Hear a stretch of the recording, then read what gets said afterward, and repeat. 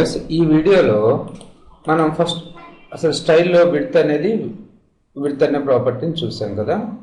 ఇంకా మనకి చాలా ప్రాపర్టీస్ ఉన్నాయి. అవి ఏంటంటే border icon collapse property, cell padding property, text align property and border icon spacing property. Border collapse ప్రాపర్టీని ఎందుకు యూజ్ చేస్తామంటే యాక్చువల్గా అవుట్పుట్ చూడండి, చిన్న ఫైర్ బాక్స్. సో ఇక్కడ దీనికి మధ్య కొద్దిగా స్పేస్ ఉంది, ఓకేనా. ఇప్పుడు బోర్డర్ 2 ఇవ్వండి, మీకు బాగా కనపడుతుంది. బోర్డర్ 3 ఇస్తున్నా.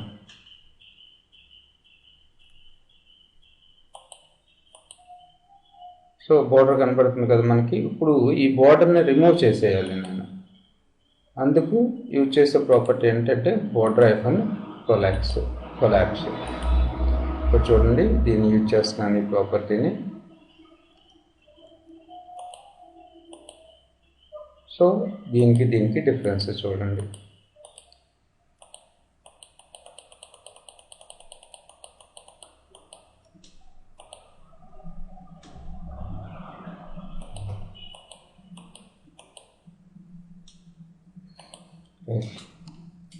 ఇంకో ప్రాపర్టీ ఏంటంటే ప్యాడింగ్ ఎందుకు యూజ్ చేస్తుంది? Space between the cell containers borders. So ఇక్కడ ఈ ప్రాపర్టీ యూజ్ చేయాలంటే ఈ ప్రాపర్టీని డిలీట్ చేసేయాలి.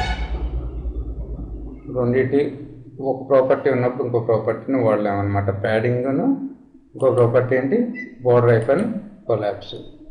సో మీరు రెండు యూజ్ చేసి ఒకసారి ప్రోగ్రామ్ని ఒకసారి పేజ్ క్రియేట్ చేసి చూడండి.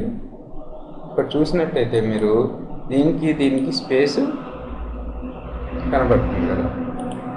ఓకే, తర్వాత వచ్చేసి text align property. Text align అనేది మనం ఎక్కడ యూజ్ చేస్తామంటే టేబుల్ హెడింగ్లో యూజ్ చేస్తాం అవసరాన్ని బట్టి.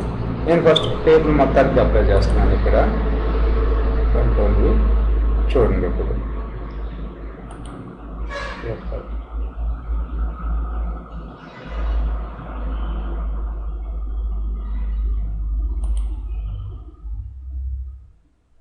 సో నేము, డ్యూరేషను, ఫ్యాకల్టీ ఇవన్నీ కూడా టేబుల్ హెడర్స్ అన్నీ కూడా లెఫ్ట్, అసలు ఏ కంటెంట్ ఉన్నా సరే అది లెఫ్ట్ అలైన్ అయిపోతుంది. తర్వాత వచ్చేసి బోర్డర్ ఐకాన్ స్పేసింగ్. సో దీనికి మధ్య ఈ సెల్కి మధ్య స్పేస్ కావాలనుకుంటే ఈ ప్రాపర్టీని యూజ్ చేస్తాం.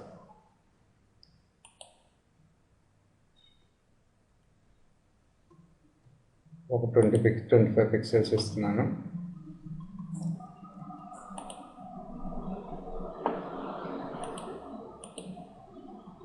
సో ఈ సెల్కి మధ్యన స్పేస్ వచ్చింది. సో ఇప్పుడు ఈ ప్రాపర్టీస్ అన్ని స్టైల్ అట్రిబ్యూట్లో రాస్తాం. Border icon spacing, text align, padding and border icon collapse properties.